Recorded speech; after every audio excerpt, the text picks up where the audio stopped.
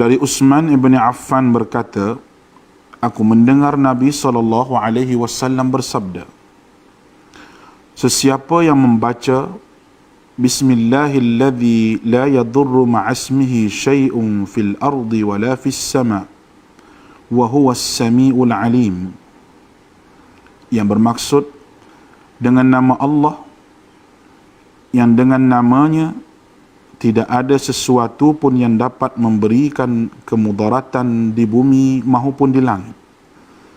Dialah yang maha mendengar lagi maha mengetahui. Sebanyak 3 kali, maka dia tidak akan ditimpa bala yang datang secara tiba-tiba sehingga subuh. Dan barang siapa yang membacanya ketika subuh sebanyak 3 kali, maka dia tidak akan ditimpa bala secara tiba-tiba sehingga petang, iaitu malam.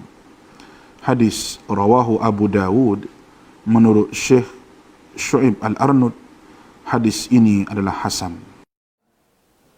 Assalamualaikum warahmatullahi wabarakatuh, dan salam sejahtera buat semua pelajar yang sedang mengikuti tuition online Perlis Mengaji pada pagi ini. Okey, alhamdulillah bertemu kembali dengan cikgu dalam slot ekonomi SPM. Okey, nama cikgu Nur Akilah binti Cik Ismail dari SMK Datuk Jaafar Hassan, Bukit Keteri Perlis. Okey, pada pagi ini cikgu akan teruskan lagi slot ekonomi SPM kita dengan tajuk kuasai pengiraan mudah. Baik, cikgu tahu mungkin ramai di antara pelajar yang mengalami masalah dalam menjawab soalan-soalan yang melibatkan pengiraan. Okey, apakah puncanya? Okey, so hari ini cikgu akan cuba bantu kamu dengan kita akan tengok teknik-teknik yang mudah untuk menguasai pengiraan yang mudah saja dalam ekonomi. Okey, dalam ekonomi ni kita ada pelbagai teknik menjawab, ada pelbagai kemahiran yang kamu perlu kuasai. Kalau ada student yang ikut cikgu daripada slot yang pertama, cikgu cover teknik menjawab sehinggalah teknik menjawab pengiraan. Okey, dan juga dalam ekonomi kamu perlu menguasai teori, perlu pandai melukis keluk, dan juga kamu mesti perlu menguasai teknik untuk mengira. Okey, dalam ekonomi hanya melibatkan pengiraan yang mudah saja. Okey, bila cikgu sebut pengiraan mudah, maksudnya dia hanya melibatkan tambah, tolak, darab, bahagi saja. Okey, tapi masih lagi perlu faham konsep ekonomi, apa yang hendak ditanya. Okey, jadi cikgu harap kamu ada sediakan kalkulator bersama-sama dengan cikgu sepanjang slot ini berlangsung. Okey, kita teruskan. Pertama sekali kita tengok dulu topik apa yang terlibat. Okey, apa topik yang boleh ditanya yang melibatkan soalan pengiraan. Okey, dalam tingkatan 4 kita ada 4 bab. Okey, hampir semua bab ada pengiraan. Okey, so kamu tak boleh nak lari daripada soalan pengiraan. Okey, kertas 1, kertas 2 ada soalan yang melibatkan pengiraan. Baik, dalam bab 1 pun ada, kamu perlu mengira kos lepas. Okey, kemudian bab 2, permintaan pasaran, penawaran pasaran, keanjalan harga permintaan, keanjalan harga penawaran. Okey, semua ni ada rumusnya yang tersendiri yang kamu kena ingat. Okey. Tingkatan 4 lagi, bab 3. Okey, makin banyak. Bab 3 banyak yang kamu perlu kuasai. Kamu perlu tahu mengira upah benar, faedah, untung, pendapatan boleh guna, pendapatan boleh cukai, cukai pendapatan individu, bayaran ansuran bulanan, belanjawan peribadi dan juga dividen. Okey, hanya pengiraan yang mudah saja. Baik, bab 4. Okey, bab 4, bab yang terakhir dalam tingkatan 4 pun banyak juga yang kamu perlu tahu, iaitu kos pengeluaran, di mana kamu perlu tahu mengira jumlah keluaran, keluaran purata, keluaran marginal, kos tetap, kos berubah purata, jumlah kos, kos purata, kos marginal, untung ekonomi dan juga produktiviti. Okey, antara semua bab ni yang mana yang kerap ditanya dalam SPM? Okey, yang kerap sekali ditanya di dalam SPM ialah antaranya bab 4, kos pengeluaran, okey, jumlah keluaran, keluaran purata, keluaran marginal sehinggalah kos marginal adalah soalan yang kerap ditanya. Jadi kamu perlu menguasai rumus-rumusnya. Okey, perlu hafal, perlu ingat. Okey. Dan juga bab 3 yang kerap ditanya juga, kertas 1 dan juga kertas 2. Okey, upah benar, untung, okey, pengiraan untung dah keluar tahun lepas SPM, pendapatan boleh guna. Okey, itu yang kerap ditanya, dan juga belanjawan peribadi, bayaran ansuran bulanan juga. Okey. Bab 2 yang kerap ditanya ialah keanjalan. Sama ada keanjalan permintaan ataupun keanjalan harga penawaran, kamu perlu menguasai rumus. Okey.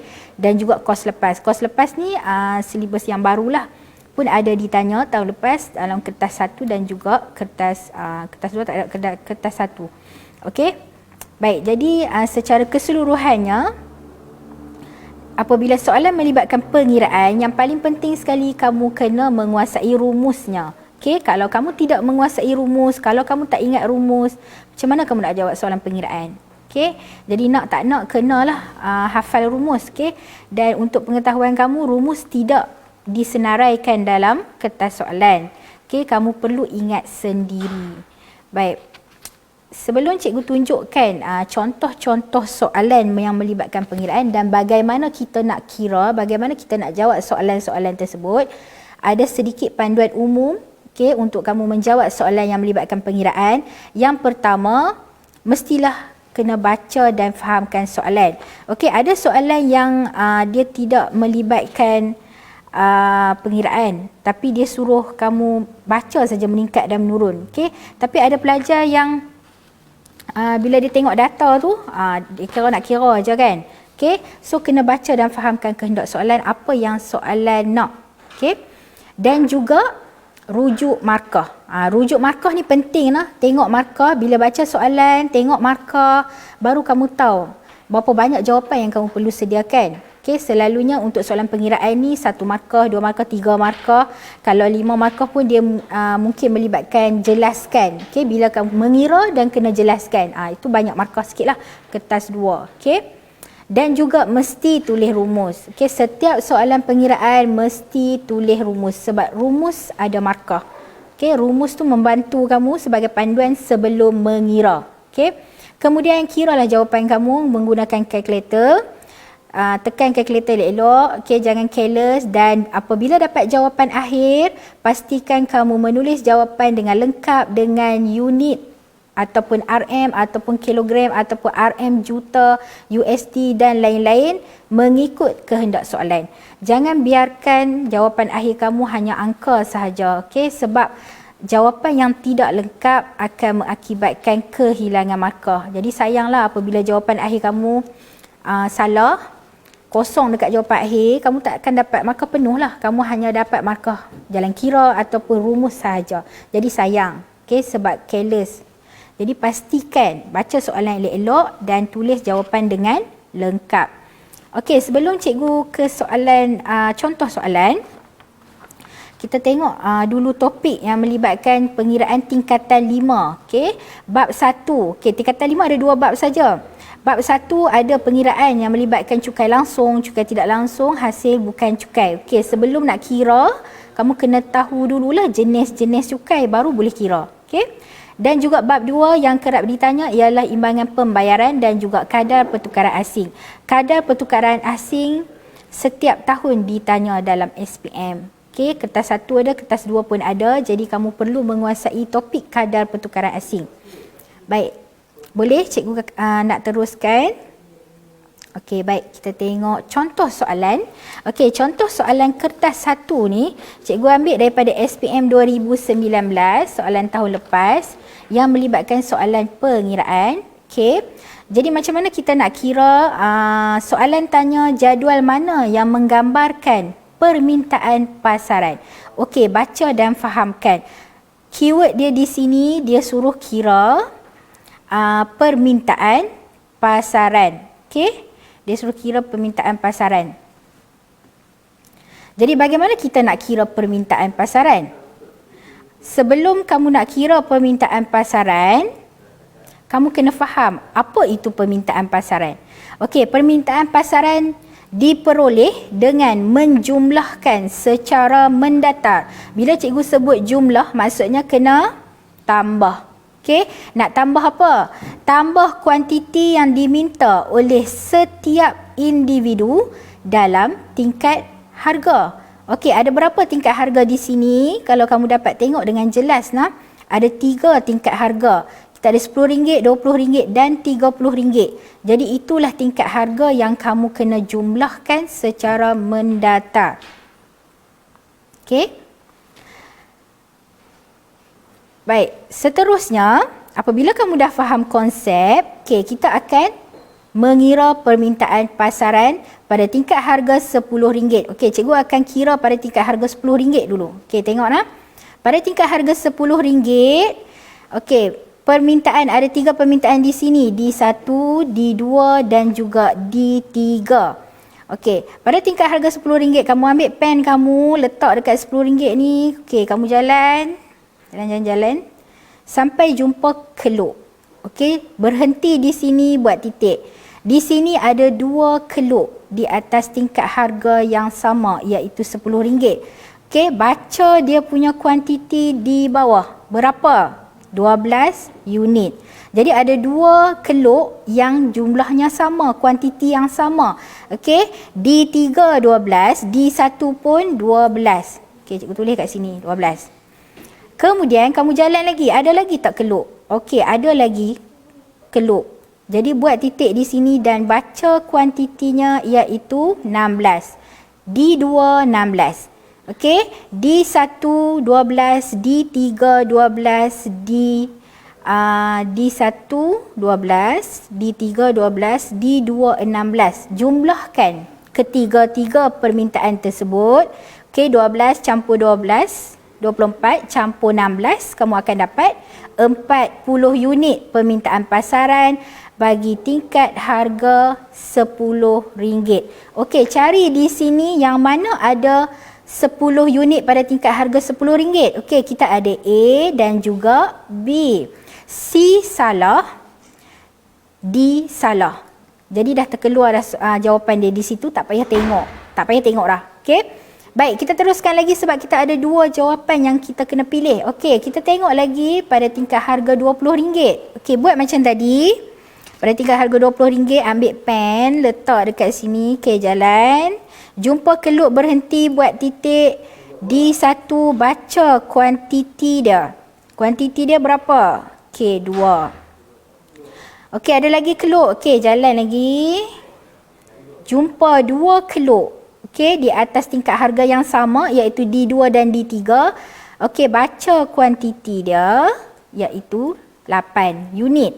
Jadi ada 2 keluk di situ. D2 8, D3 pun 8. Maka kamu kena jumlahkan.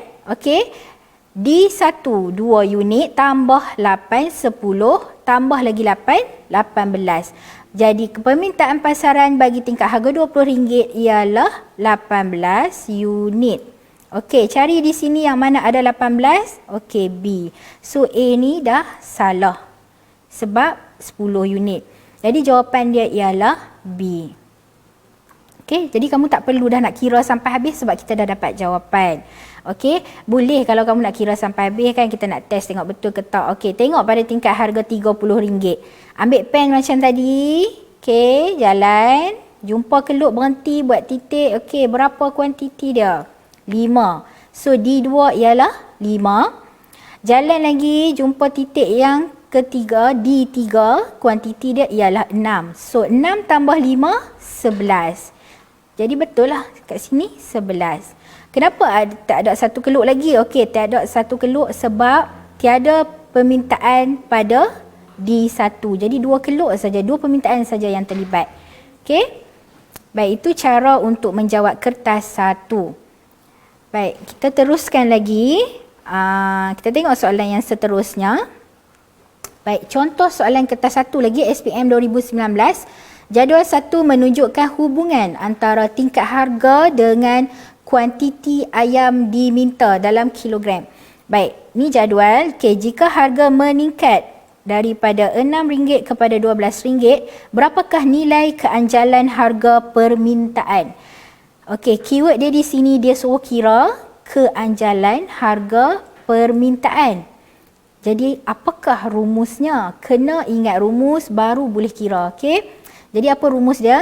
Okey. Rumus dia ialah ED. Okey, ED ni simbol untuk keanjalan harga permintaan.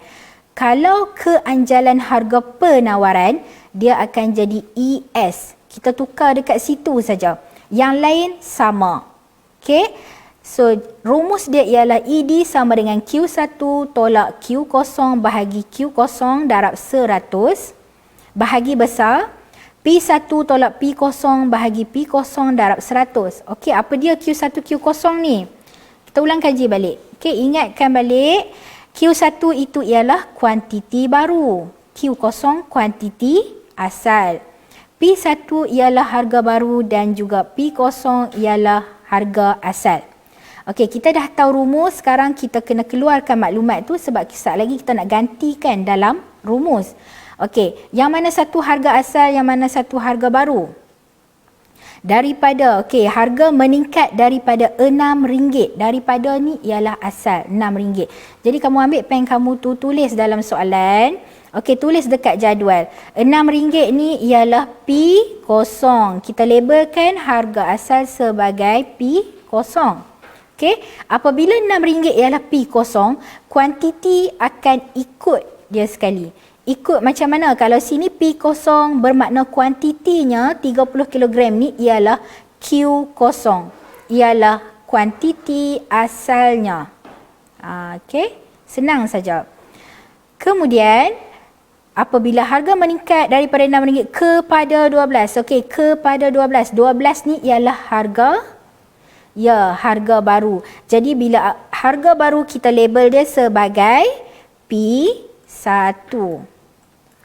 Okey, apabila P1 RM12, kuantiti dia akan ikut sekali jadi Q1 10 kg. Okey. Okey, sekarang kita dah dapat dah semua maklumat. Gantikan saja, masukkan saja dalam rumus. Okey, ni cikgu gantikan saja. Okey, Q1 10 tolak Q0 30 bahagi Q0 30 darab 100 bahagi besar P1 12 tolak P06 bahagi P06 darab 100. Sampai sini. Okey, sampai sini tekan kalkulator. Okey, nak tekan kalkulator, cikgu tahu ada pelajar yang tekan kalkulator salah. Bila salah, jawapan yang dia dapat pun akan salah lah. Okey, kenapa cikgu kata salah? Okey, kalkulator kamu, kebanyakan kalkulator yang dibenarkan masuk dalam dewan tu, kalkulator yang tidak diprogramkan. Jadi kamu tak boleh tekan sekaligus. Okey, kena kira selapis-selapis. Sebab kalau kamu tekan sekaligus 10 tolak 30 bahagi 30 darab 100 bahagi 12 tolak 6 bahagi 6 darab 100, tekan terus sama dengan dia tak dapat. Okey, dia tak dapat jawapan yang tepat lah. Okey, jadi kamu kena kira 10 tolak 30 bahagi 30 darab 100. Okey, dapat berapa yang atas ni? Kamu akan dapat 66.6666 kan. Jadi kita bundarkan kepada 2 titik perpuluhan. Jadi 66.67. Okey, yang ada kalkulator tu kira bersama-sama dengan cikgu. Okey, bahagi. Okey, kira yang bawah pula. 12 tolak 6 bahagi 6 darab 100. Kita akan dapat, kamu akan dapat 100. Okey, sampai sini bahagi 66.67 bahagi 100, kamu akan dapat 0.6667. So bundarkan kepada 2 titik perpuluhan, kamu akan dapat jawapannya ialah B. Okey, 0.67. So itu ialah soalan yang melibatkan keanjalan harga permintaan. Okey, ingat tolong ingat rumus. Baik. Kita teruskan lagi. Masih lagi kertas 1 SPM 2019. Jadual 2 menunjukkan pendapatan Puan Husna pada bulan Januari 2019. Berapakah pendapatan faktor produktif Puan Husna pada bulan tersebut? Okey, keyword dia di sini. Dia nak suruh kira pendapatan faktor produktif. Okey, kita buat sedikit ulang kaji. Apakah itu pendapatan produktif? Okey, sebab dalam jadual tu bukan semua pendapatan produktif. Jadi kamu kena pilih yang mana satu. Okey, barulah kita boleh jumlahkan. Okey, Pendapatan individu terbahagi kepada dua, iaitu pendapatan faktor produktif dan juga pendapatan faktor tidak produktif. Okey, soalan tanya produktif.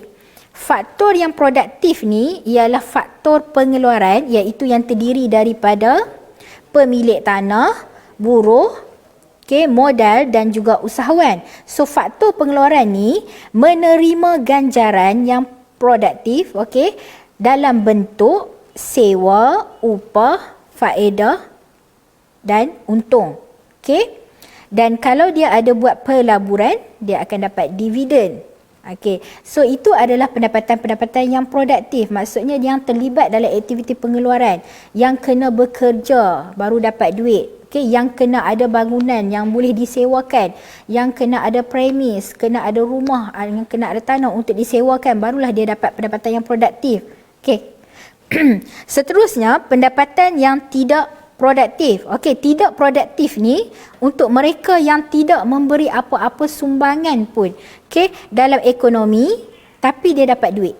Contoh, pelajar, suri rumah, pesara. Contohnya mereka dapat dalam bentuk bayaran pindahan lah. Bayaran pindahan ni contohnya bantuan awal persekolahan, wang saku, ataupun biasiswa untuk melanjutkan pelajaran yang tidak memerlukan dia bayar balik, pencen, itulah contoh-contoh untuk pendapatan yang tidak produktif. Bila kamu dah faham dah konsep dia, so pilih yang mana satu pendapatan yang produktif. Kita tengok dekat sini. Upah, nak dapatkan upah perlu bekerja. Jadi dia adalah produktif. Sewa diterima. Nak dapatkan sewa mestilah ada tanah ataupun bangunan ataupun rumah untuk disewakan. So dia adalah pendapatan yang produktif. Baik, bantuan anak melanjutkan pelajaran ke IPT, bantuan awal persekolahan, pemberian anak. Ini cikgu cakap tadi, dia ialah pendapatan yang tidak produktif, sebab dia tidak memberi apa-apa sumbangan, dia tidak perlu bekerja, tapi dapat duit. So tiga-tiga ni bukan pendapatan yang produktif. Jadi hanya dua saja di sini, 2,000 campur 300, maka jawapannya ialah A, RM2,300. Ini yang cikgu maksudkan. Kalau kamu tak faham konsep, kalau kamu tak ingat, kamu akan dapat jawapan yang salah lah. Kalau kamu tak boleh nak bezakan yang mana satu pendapatan produktif, yang mana satu pendapatan yang tidak produktif. Kita ada satu lagi soalan kertas 1. Lepas tu cikgu akan tunjukkan kertas 2. Baik. Maklumat berikut berkaitan dengan kos purata, jumlah keluaran dan harga seunit bagi firma maju murni Berhad. Kos purata yang diberikan RM20, jumlah keluaran 150 unit dan harga jualan seunit RM21.50. Soalan, berapakah keuntungan bagi firma tersebut? Keyword dia keuntungan. Macam mana nak cari keuntungan? Baik, ingat rumus. Ini rumusnya. Untung sama dengan jumlah hasil tolak jumlah kos, tetapi tidak diberikan dalam maklumat. Tiada jumlah hasil, tiada jumlah kos. Jadi kita perlu mengira terlebih dahulu jumlah hasil. Macam mana nak kira jumlah hasil? Jumlah hasil sama dengan harga jualan seunit darab jumlah keluaran. Kemudian kira jumlah kos. Kos purata darab jumlah keluaran. Baik. Pertama sekali kita akan kirakan jumlah hasil. Jumlah hasil, harga jualan seunit RM21.50 darab dengan 150 unit jumlah keluaran sama dengan RM3,225. Kemudian jumlah kos. Gantikan dalam rumus saja. Kos purata RM20 darab dengan jumlah keluaran 150 unit sama dengan RM3,000. Kemudian barulah kita akan masukkan dalam rumus keuntungan. Tolak saja untuk kita cari untung. 3,225 tolak dengan RM3,000, maka jawapannya ialah 225. So jawapan dia B. Itu keuntungan. Kalau kamu dapat negatif, maksudnya rugi. Okey, kalau jawapan kamu negatif lah. Baik.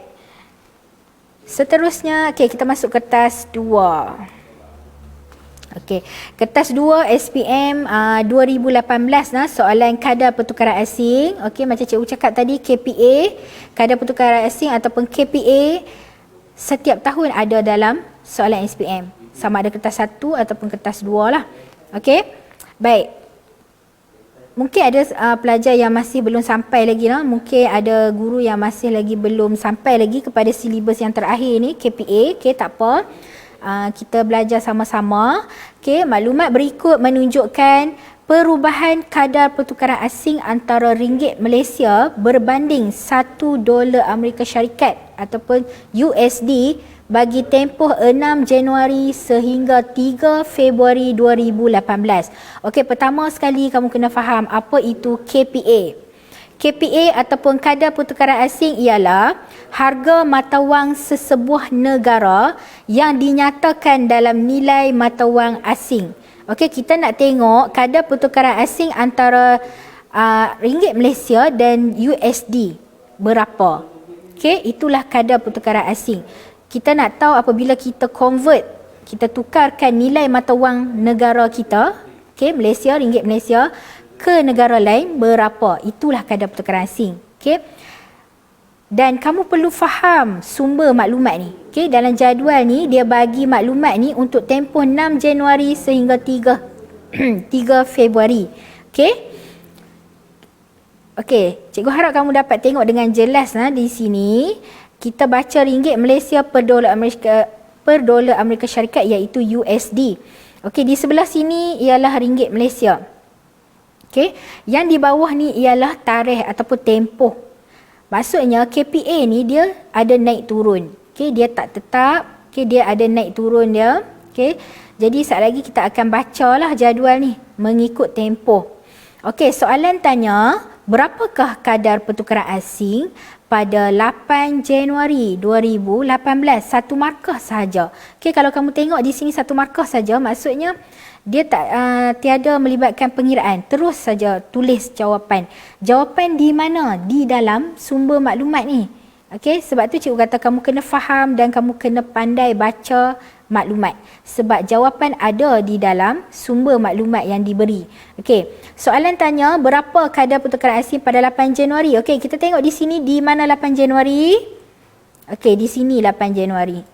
Okey, kamu boleh ambil pen dan bulatkan. Dan kamu akan ikut garisan ni, kita akan jumpa titik kadar pertukaran asing dia. Kamu baca saja. Berapa? 4. 4 apa? 4 ringgit Malaysia. Okey, sebab di sini ringgit Malaysia. Jadi cara nak tulis dia dalam bentuk persamaan kadar pertukaran asing. Okey, jawapan dia USD 1 sama dengan RM4. Okey, salin balik je jawapan tu. Dapat satu markah. Satu markah sahaja. Okey. Okey, ada pelajar yang tanya cikgu, kalau saya tulis RM4 saja boleh tak? Tak boleh. Okey, sebab tak lengkap. Bila tak lengkap, kosonglah. Sebab soalan pun satu markah saja. Okey, perlu tulis dalam persamaan kadar pertukaran asing iaitu USD 1 RM4. Sebab kita nak tengok kadar pertukaran tu. Jadi kita nak tengok berapa nilai duit kita dalam mata wang asing. Okey, boleh? Okey, kita teruskan lagi. Masih lagi soalan yang sama, pecahan yang kedua. Okey, pecahan yang kedua. Syarikat Harmoni membuat pembelian sebuah mesin dari Amerika Syarikat yang bernilai 60,000 USD pada 8 Januari 2018. Pembayaran hanya dibuat pada 1 Februari 2018. Apakah situasi yang dihadapi oleh syarikat tersebut? Situasi. Apa yang soalan nak tanya kamu? Soalan hendak kamu menerangkan situasi di sini, adakah syarikat Harmoni ni untung ataupun rugi? Itu situasi dia. Jadi jawapan kamu saat lagi mesti untung ataupun rugi saja.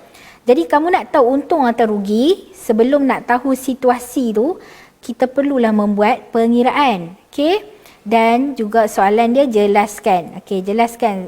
Sekejap lagi selepas kamu mengira, kamu kena jelaskan markah berapa? 4 markah. Okey. Sebelum tu kita akan kira dahulu. Okey, kamu kena faham soalan. Soalan ni, syarikat ni dia beli mesin pada 8 Januari. Tapi dia tak bayar on the spot. Dia bayar pada 1 Februari. Jadi kita kena kira 2 tarikh ni. Baru kita tahu untung atau rugi. Okey, first kali kita kira dulu 8 Januari.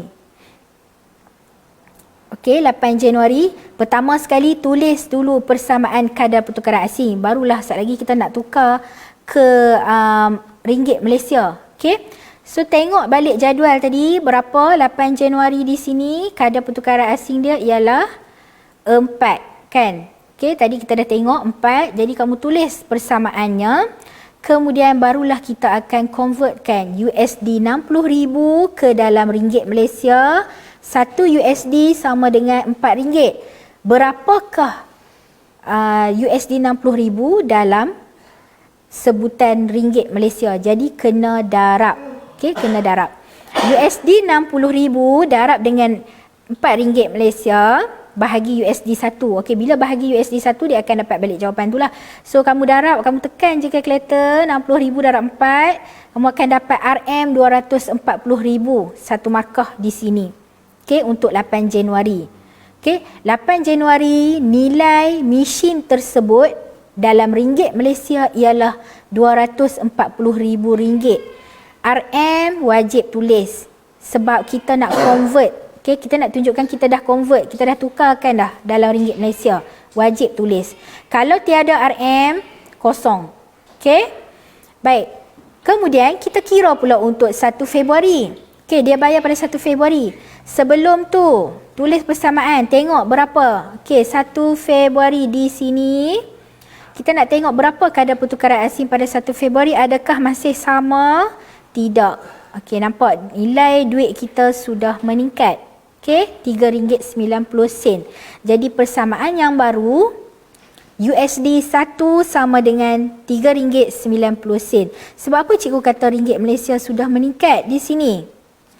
Kamu nampak macam menurun kan? USD 1 RM4. Lepas tu 1 Februari USD 1 RM3.9 nampak menurun. Okey, dalam KPA kita akan baca dia terbalik.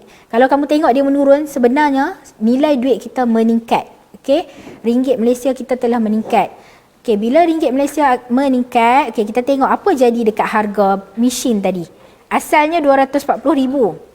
Okey, sama juga macam tadi.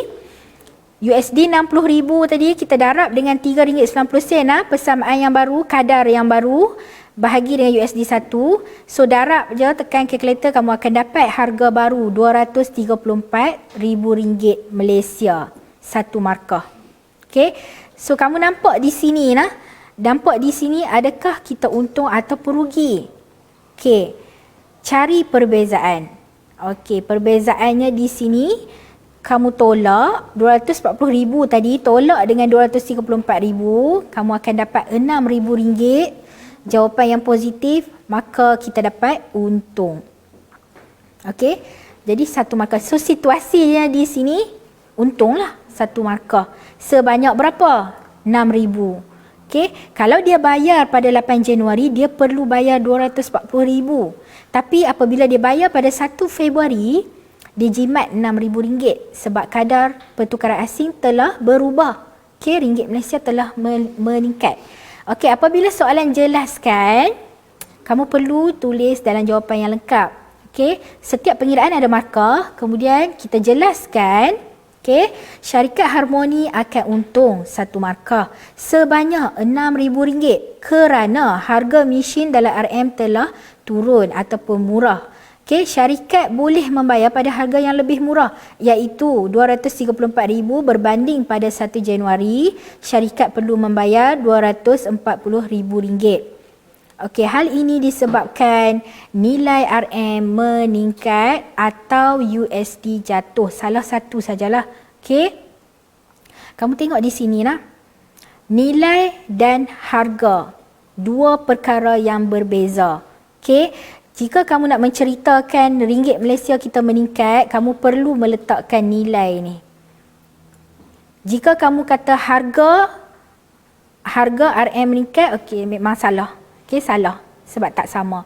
Salah. Ataupun kamu hanya letak ringgit Malaysia sahaja, okey, maka kamu tak lengkap lah, kena letak nilai di situ sebab kita nak ceritakan duit kita dah naik, duit kita dah jadi mahal, okey, ataupun nilai USD jatuh.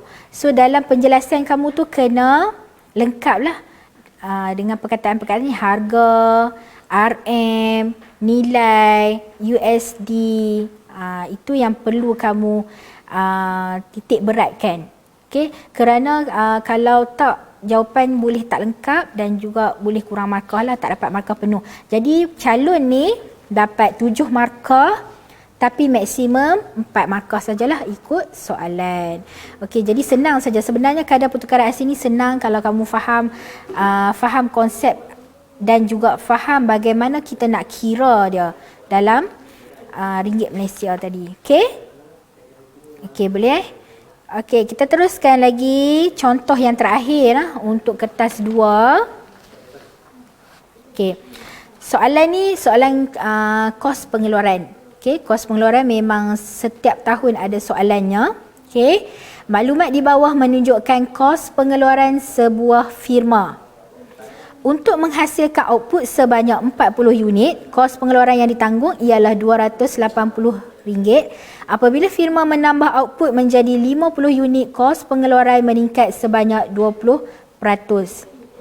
Soalan, hitungkan kos marginal firma bagi output ke-50. Okey, soalan nak yang ke-50. 3 markah. Okey, sebelum nak kira kos marginal, kena ingat rumus. Okey, kos marginal rumusnya 1 markah untuk rumus. Okey, kos marginal sama dengan perubahan jumlah kos bahagi perubahan jumlah output. Okey, perubahan di sini membawa maksud kena tolak. Okey, kena tolak. Sebelum kamu nak masukkan dalam rumus, okey, cikgu nasihatkan kamu keluarkan maklumat dalam bentuk jadual. Senang nak tengok. Okey, senang nak tengok dan juga senang kamu nak kira masuk dalam rumus lagi. Okey, buat 2 kolom output dan juga kos pengeluaran, salin balik saja maklumat ni. Okey, output 40 letak dekat sini 40 unit. Kos pengeluaran dia ialah 280. Okey.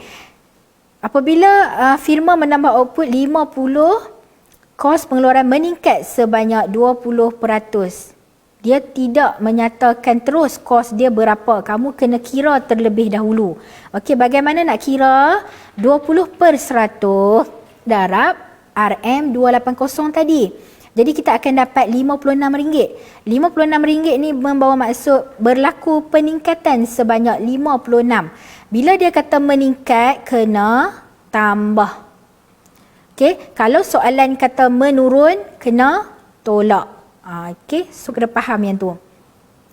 Bila kita tambah, jadi jumlah kos pengeluaran yang baru ialah RM336. Okey, jadi kita akan guna 336 ni untuk masukkan dalam rumus tadi.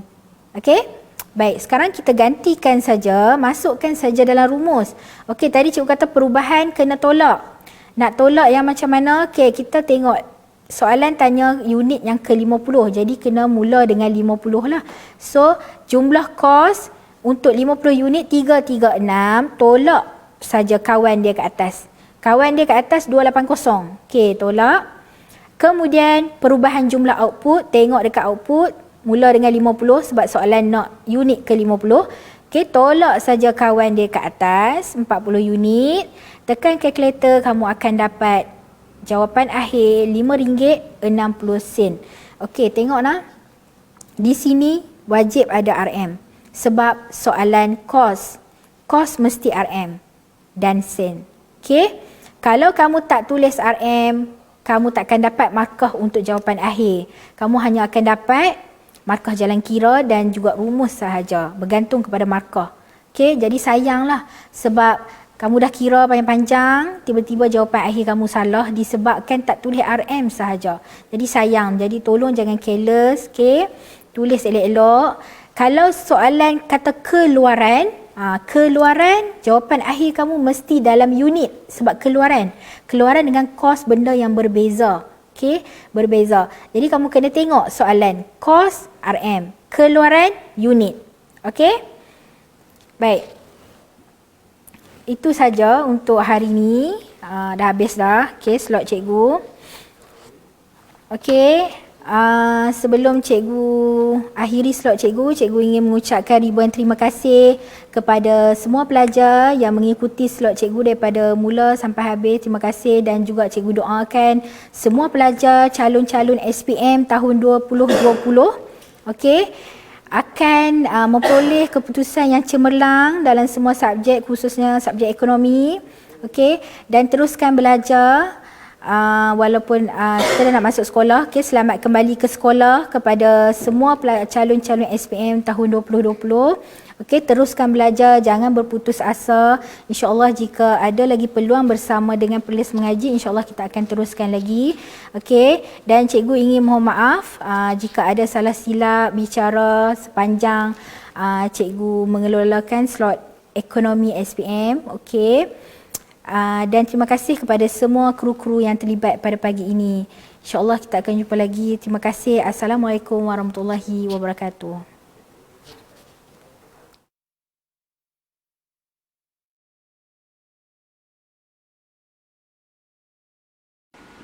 Daripada Anas bin Malik radhiyallahu anhu berkata, Nabi SAW pernah berdoa, Allahumma inni a'udzubika minal barasi wal jununi wal juzami wa min sayil asqam. Ya Allah, aku berlindung denganmu daripada penyakit sopak, penyakit gila, penyakit kusta dan penyakit-penyakit yang buruk. Hadis diriwayatkan oleh Al-Imam Abu Dawud dengan sanad yang sahih.